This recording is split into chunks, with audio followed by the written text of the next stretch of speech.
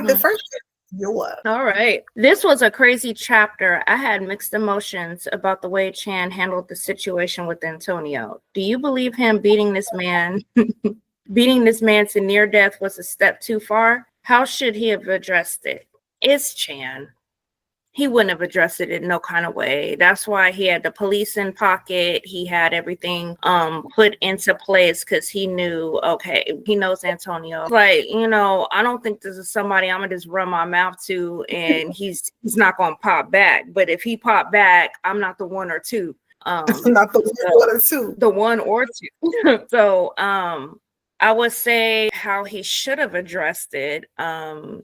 Maybe, hey, whatever was going on between you and Malia, that's dead. This is me and her together now. Play with your life or go find something to do. And just left it at that. Because some of the stuff he was saying, stuff that was just completely unnecessary and mixed with a little bit of lies too. They had to sensationalize, what. So you know what? I'm gonna dial that back. He probably shouldn't have even addressed it at all. There was nothing to say. This man was getting married. He was with Malia, whatever, in your relationship with her, and just let that be. She's not saying like, oh, this is a problem for me. Honey, can you go have a discussion with, Antonio? That part. You know what I mean? So you're just taking mess upon yourself and don't messed around and caught a case or about to catch one or whatever it is. So yeah, I don't think he should have addressed it at all. That was a conversation that did not need to be had. I fully agree with you. If he's so secure in his relationship with his woman, why are you rolling up on? No, because you ain't gonna be talking to her no more. Why? I guess this is the time where I wish there was a man here so I could say, why is that necessary for you to go put another man in his place? If your woman is doing what she's doing and you doing what you're supposed to be doing, you shouldn't even be worried about that other person. Because he listened on the phone conversation and Malia was like, stop calling me, Antonio. We have nothing else to speak about. You are getting married. April wants to hurt me. She came to my store, tried to tear my things up. It's up between us. Like, here it's on site. I get it. Like, I'm ready. You know what I'm saying? She's like, So what I'm saying is, Malia had already, she blocked him. And he called her from an unknown number. So it's like, sir, I'm gonna need you to get this together. Like, just do you, boo. We were friends, but we can't be friends no more. And why are you upset about that though? Like, why are you rolling? No, because I'm going to tell him something. Again, like, it's ego. And I'm really liking that shirt. Oh my God. I'm sorry. Thank you. I'll send you the link. So but yeah, it wasn't necessary. Malia had already dealt with it, and it's like, why are you like? I don't know. I feel like he's trying to like throw in, Antonio's face, like, I have what you want, player. What's wrong with you? It's like you go out of your way to be like, nah, because I got the girl you wanted though, but she's mine though. And it was unnecessary. Right. No conversation needed to be had. Chan didn't need to take his tail down there. Malia ain't never came to Chan and said, Antonio is bothering me. And as a man, I need you to step to homie and tell him, leave my girl alone or we about to have real problems. She ain't said none of that. Yet, here is Chan going down there putting the paws on the man. So I'm just like, this was way too much. This is out of hand. There's no reason to go down there and tell him to stay away from her. She's capable of speaking up for herself. She don't want no more relationship with him. And she knows that a relationship between the two of them is not possible. She knows that he's getting married. His fiance does not feel comfortable with the relationship. She knows some stuff went too far. She knew that she was like, feeling, little daddy a little bit and was like, I can't be feeling like this for somebody else's man. Okay. And I know like why she felt that way. It's easy to start having feelings for somebody when you haven't been in a relationship in a minute, when somebody is there and they're present and they're being so kind and to you. But like, that's why you have to dial it back. Like, have you ever I'd be watching like those crazy movies about people who fall in love with like their therapist and then they get into a relationship with therapist. It's easy to have feelings for a person who's being so understanding and so kind to you when that's really what you need right now is some kindness. So, but Malia had already set a boundary. It was over. And here comes Chan. No, I'm going to show her something. But I think it just really, we're seeing more of who he is. And he's a mess. He really is a whole hot flaming mess. Yes. I'm like, He a mess. He's really a mess. So the next question is mine. I gotta read it off my phone. It says, Chan is completely out of his mind. Yes, he is. He thought he unalived Antonio, was freaking out, but once he learned that he was alive, he told him, "You made me do this to you." When Antonio spit blood on Chan, I felt his pain. He could barely talk after being nearly taken out. When Chan hit Antonio and turned over the bookshelf on his injured body, I was shocked at how evil this man could be. Do you think Antonio will keep silent and get street justice instead of going to the law? Listen, Antonio ain't no fool. What are you going to do? You're going to bring heat on yourself. The best thing he can do is do street justice. He's a street guy. Like, they don't, I'm getting a restraining order.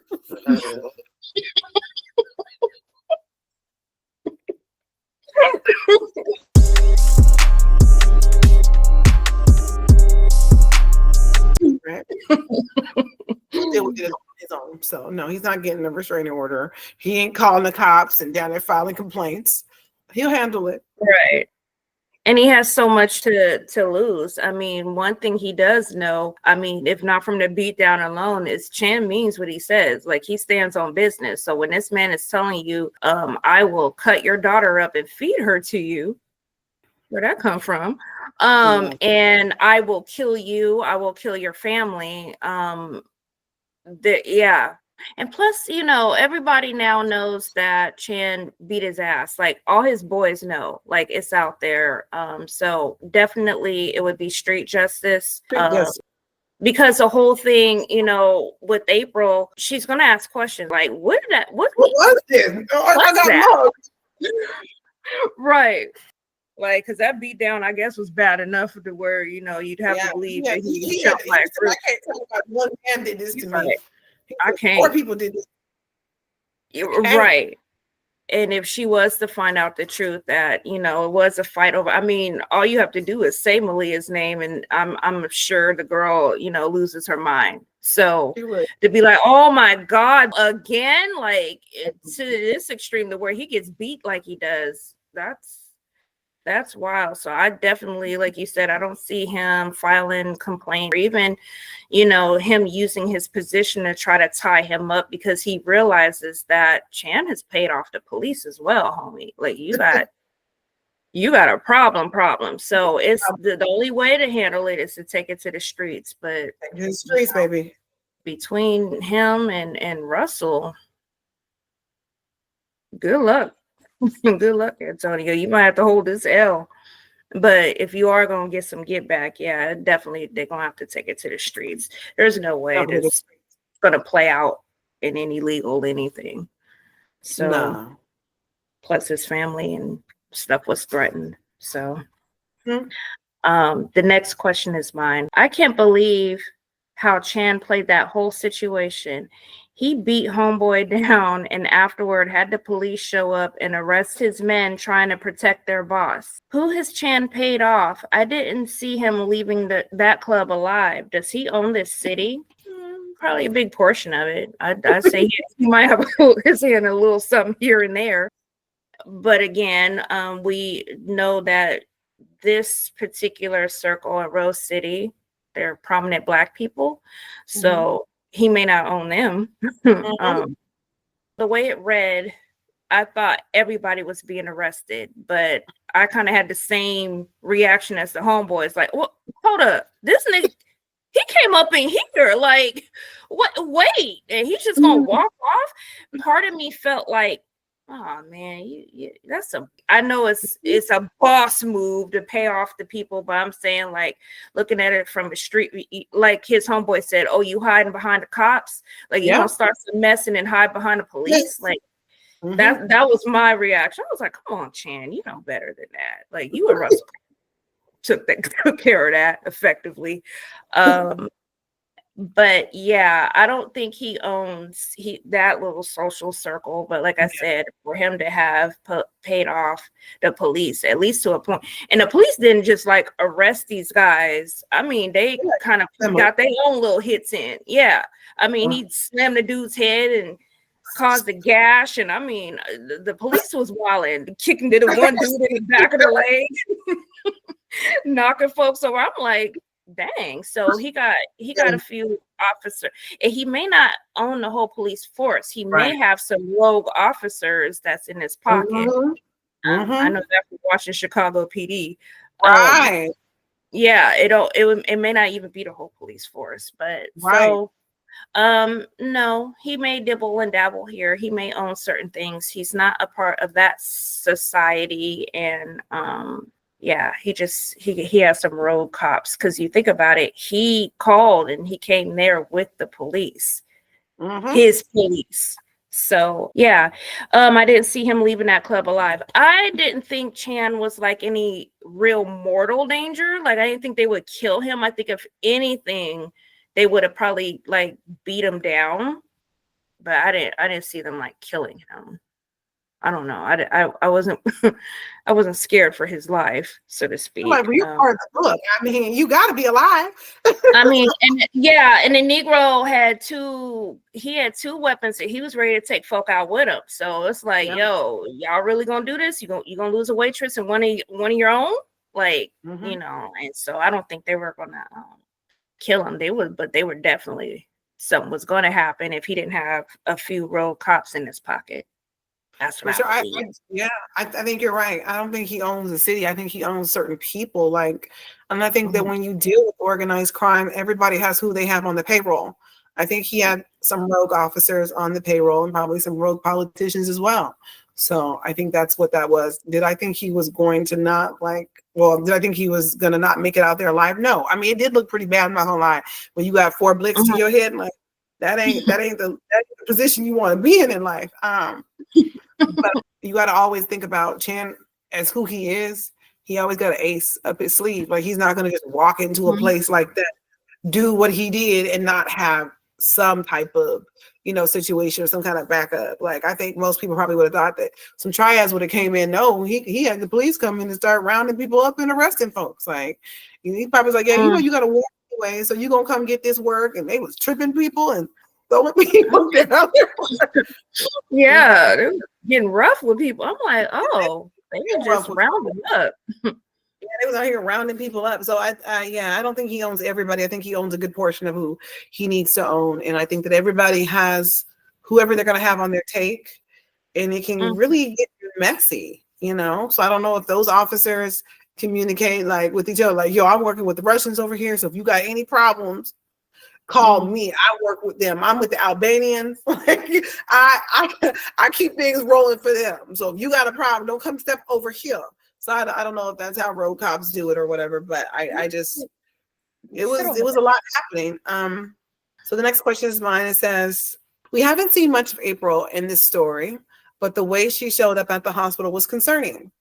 She cared more about getting a wedding planner on the phone to try and find new dates for her dream wedding than she cared about the man she claimed to love being alive. Her behavior told me she is only with Antonio for the lifestyle and nothing else. What are your thoughts? April's like so many other people who want into this affluent Black lifestyle. Like, these Black people in Rose City are really doing it up big. And a lot of them understand like the price to be paid, this ride, or the price of admission. So I don't think she's in love with him anymore. People become very, very dangerous when they stop loving you. Not like I think that April would hurt Antonio. What I'm saying is I think sometimes people think that they're getting over on you. Because I'm saying I come home at 3:00 in the morning and she don't say nothing. Yeah, you know what I'm saying? I do this or whatever and she don't question me. No, I told her I'm in control.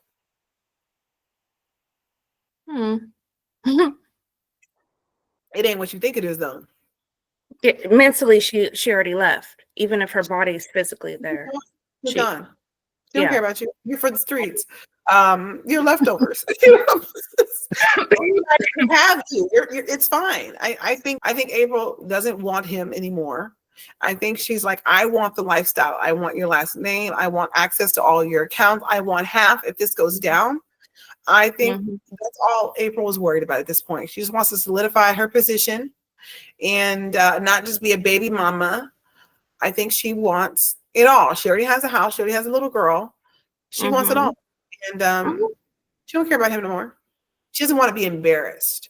And I think that the reason why she dislikes Malia completely is because she feels like she's already in the inner circle, and What if he decides, I don't really want you no more. I want that thoroughbred over there. Like, so she worries about Malia because Malia is already what she wants to be. Where, like she said before, like she didn't care about him like sleeping with strippers and stuff like that because he owns strip clubs, right? She didn't care about that. Like, she's like, oh, then women are low level. You're not worried about being out there sleeping with other people. She didn't care. She doesn't care. What she cares about is you replacing me and giving away my lifestyle to somebody else. That's not what we're doing though. So she has real competition. She saw. Yeah, I think April's done. I think her showing up was like, listen, I got pictures. I got in style coming in here and they're gonna do a photo shoot. Like I'm set to go for certain things. I don't care about you anymore. She sees Antonio as a ticket. So I would be curious to know what does she do in her spare time to pacify some of the things that go on. I mean, like we said before, if you know that your man is already out doing what he's doing, what's gonna stop you from doing something? Like, so much time away from home anyway. I mean, who's to say she can't have a company? You know, I mean, I'm just to say, like, you can't be so caught up in no dog. She loves me. Oh, so she loves you. So she will do you the way you're doing her. The way you do her is the way she's gonna do you. And even if she didn't get started yet, she's gonna get started. Okay. Even if it's all, well, it may not all be in her mind. Some women will get some get back. Get some get back, but probably with one of your friends. They just really be ratchet with it. They don't care. Because you'd be surprised how many of the homies will come and try and like talk to you. The person's bad. Be like, hey, yo, you know, it ain't what you think it is. Them little homeboys I watch for too, though, because anywho, what I was gonna say, is when she came up to the hospital, you know, crying, distraught, whatever, all that other crap, I don't think it was necessarily for him. It was like, oh my God, I almost lost my ticket. Like my money. Like that's what I need to see. And once she knew, like once, you know, the brother's like, he's gonna be okay, he's gonna survive. And she's like, oh, okay. As long as my bag ain't gonna be touched. As long as my bag is intact. We ain't now right. So it's like, now let's get down to business. Okay, he's not going to be in my wedding pictures with 2 black eyes and a broken nose. That ain't going to happen. So we're going to have to push this back till whenever we get it. He looks normal. Call my wedding planner about this and see what we could do about this, because it was about the wedding. I can't remember what movie it was, or maybe it was, I don't know where I've seen it, where guys were like, you know, some women don't want to be married, like be in a marriage, but they want the wedding, they want the show, they want the dress, the flat, whatever, all that. And so that's definitely April's take right now, after, you know, her little fallout. And then in her mind, she's probably thinking that he has cheated, but it just it wasn't with Malia. But in her mind, that happened, and that was like the worst possible thing ever. You know, she's gonna sit, like I said, once she knew her bag was fine, that's what the tears. She wasn't crying for him. She was crying like, oh my God, his blanket. I'll have it legally turn over to my name. Right. Like oh my Lord, that was a close one. I'm checking for a friend. For a friend. So and she might be doing or have something now occupying her time. Personal trainer, therapist, whoever, you know, listening, whatever. Because retail therapy can only do so much. It really can. You know, she might care on some level, but mentally, she checked out. Yeah. You know, your man is out running around, you know, coming in 3 a.m. You know, he's messing around with folk, and your reaction is just, did you have a good night? Oh, okay. Well, you know, and what I want to say is, why do people get offended when you stop caring? So you care. What's there to care about, Karen? You won't fight for us. What am I fighting for? I'm not gonna do it. I'm not gonna do it. I'm not gonna do it. What am I fighting for? You fight for things that you want. About crying because you're gonna keep going out and seeing behind my back. Maybe you can have her. Tell her I said what's up. Like, okay, when you gonna go live with her? Because I need my space.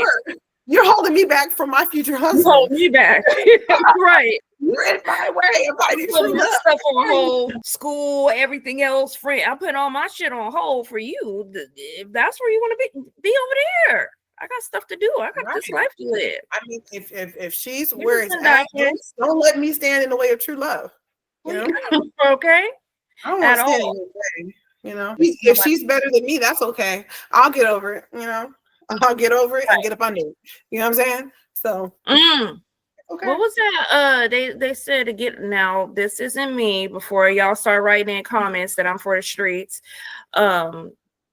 I heard the best way to get over someone is to get under someone. I think isn't that what men do? Men, when it's over, they already have somebody else like the next day in a few hours. Like they don't spend all this time lamenting and I need to go through this whole cleansing process, you know, because I don't want to like jump into a sexual relationship with somebody else and I still have like their essence on me. Like women will start taking ritualistic baths. What are you doing, right? And I'm not saying that that's wrong, but I'm just saying women don't typically go from guy to guy. But I have 4 brothers, and I'm telling you, the way they move on, I'm like, that might be the way to go. They already moved on before moving on is required. Why am I over here upset? He wants to take me out. He knows I'm a foodie. Why am I over here upset? Somebody wants to take me out to eat. Let's go. I could eat. Might be that happens, but I could eat. I could eat. Have a nice little glass of wine, you know. I'm not saying you come back to my house because that ain't happening, but let's move on with it. If I know this is over between the two of us, why am I still no? Because I'm just getting myself together. And there's nothing wrong with getting yourself together, but there ain't nothing wrong with going on a date either. No. You could shoot, enjoy your time. That's one of the worst things you can do, sit somewhere and be miserable. I'm talking about nobody got time for this. And sometimes you need like new perspective too. You know, sometimes it's like you just go out like and hang out with somebody. Even if you just go out to dinner, you'd be like, wow, that conversation was really good. Or I like the way he's treating me over here. You feel, and you'd be like, what was I doing over here with this square bear? I should have been moved on. You feel like sometimes you're like, yeah, that's what I needed. I needed to see that. That's what I needed. Yeah, I need to change the scenery. I need to know that God's got things worked out for me in different corners of the universe. Baby, I'm going where God want me to be. But I just need to know the Lord's looking out for me. Yeah. Okay, so the next one, something with Antonio's brother seems off. I get a bad vibe from him. Is he connected to the same lifestyle as his brother? We're not sure, but possibly. Kind of has that vibe. I don't even know why, because we read about like 3 sentences about him, and we're like, yeah, something ain't right. But something ain't right. Something ain't right. I got to know who this mystery woman is and the backstory behind that. You know, Antonio had no problem beating the holy mess out of Deja. And so I'm like, is it something like that? Maybe he didn't like cut her hair off and stuff, but you know, he may have done something where he's like, you know, she's always been there for me and I don't know. And then her reaction, I'm busy. What do you want right now? You know, so that could be an ex. That could be something, I don't know. That's just it. I don't know, but something about his brother definitely seems off. He seems, most brothers would be protective. Like he was willing to go off on April, like, yo, this is my brother. Like he almost got killed. No. Yeah, he's with it. Yeah. So I could definitely see him being with the shits as far as that street justice we were discussing. Right. You ain't gotta tell the cops nothing, but we're gonna find out who this, or you gonna tell me who this is, and we're gonna do what we're gonna make it do what it do. Definitely, I get that vibe that he's with it. I see them like probably thick as thieves. If anything, they would have each other's back. Just different ways of going about it, like Chan and Russell. You know. That's what I get, but something's off. Definitely, he might be, you know, a black version of Russell. The black version Russell. My muscle Russell. So, yeah, I think something is off And it's like my parents used to always say, birds of a feather flock together. So it does make you understand that sometimes it's very true. The people, the company you keep can represent who you are. Not 9 times out of 10, but baby, it's usually a good indication. There is that outlier, there is that anomaly, but it's usually a good indication who you are. And the way he checked April, like he was like, I wish you would get him in this hospital and get loud with me. I got some more for you. Maybe you don't argue with him. Okay, that's Big Daddy over there. He got that job. He got that job, man. He got that Riz, baby. Yeah. My son gonna tell me, stop. I was like, I'm not gonna stop. I definitely think he's a part of the lifestyle.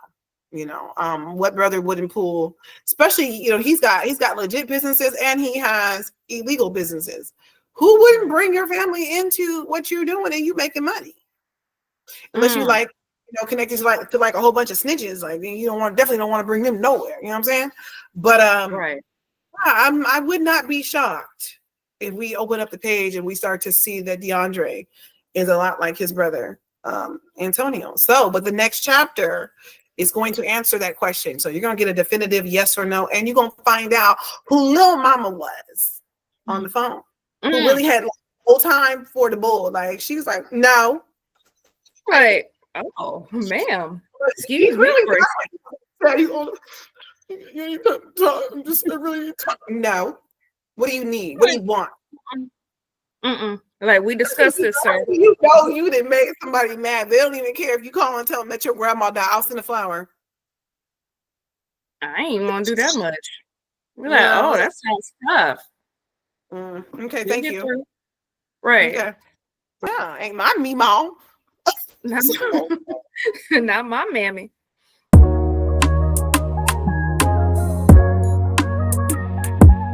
So next question, I'm gonna look and see what it is. Chan seemed visibly upset with his father continuing to ask him about the nature of him and Malia's relationship. It's clear Mr. Kong disapproves of them. Chan said he was willing to go to war for Malia. Do you think he means it? Yeah. I think that Chan knows you can only be controlled for so long.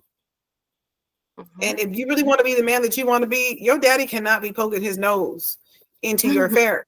And I think that even on some level, it's like a level of respect, and his father might feel like he knows what's best for him, but he thinks he knows what's best for himself.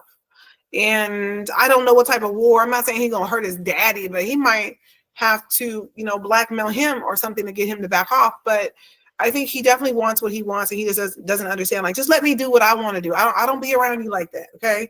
You had little Jessica and whoever else at that office. I don't say nothing about your business. Stay out of mine, bruh. Like, let me do me. But I think that Mr. Kong has his sight set on Chan, and you'll see that as the story unfolds. So we'll see why Mr. Kong is so against Chan trying to have his own relationship, because daddy has something up his own sleeve already. So that's that. What are your thoughts? I know I agree with Chan's dad needing to kind of back off. There's nothing I know that will push a kid away or push them in the opposite direction, especially when it comes to matters of the heart. And yeah, for him to go this far, for Malia, he will definitely go to war. I mean, we said this a few times now, but none of this was necessary. And he did all this. None of it, yeah. In the book, when he hung up with his father, there was a very exaggerated long shit. At least that's how I read it. Yeah, he was mad. He's mad. And then, his mindset is, all right, I'm gonna have to get this mofo off. Like, he's lying right now to save face, but he's like, this is gonna be a problem because this is who I'm gonna be with. And yeah, he don't want to go to war with his dad, but if it's up, it's up. It's up. It's above him now.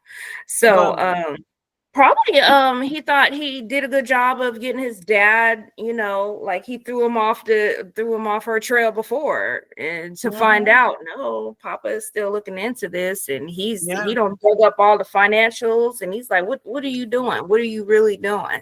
Right. Like, mind your business, man.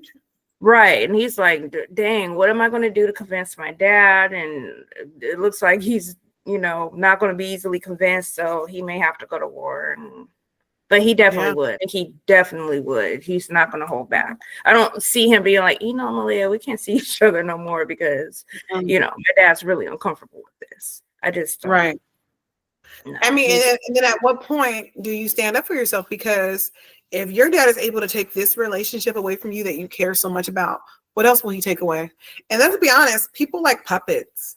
People like to pull strings and they like to do little things and they like to see, what will cause people to unravel. Mr. Kong has problems. And I think that as much as he loves his kids, I think he loves to also manipulate and feel like he has a sense of control over the entire world. So if Chan just folds and my dad doesn't want me to be with you, okay, so like what to say the next woman you get where he won't find fault with that too?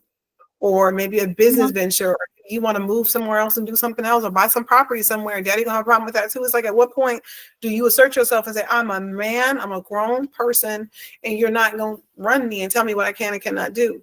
We're not gonna have it. So I mean, if you want me to date certain people, maybe you should go and date them.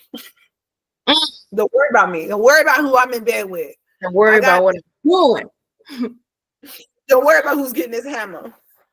This hammer.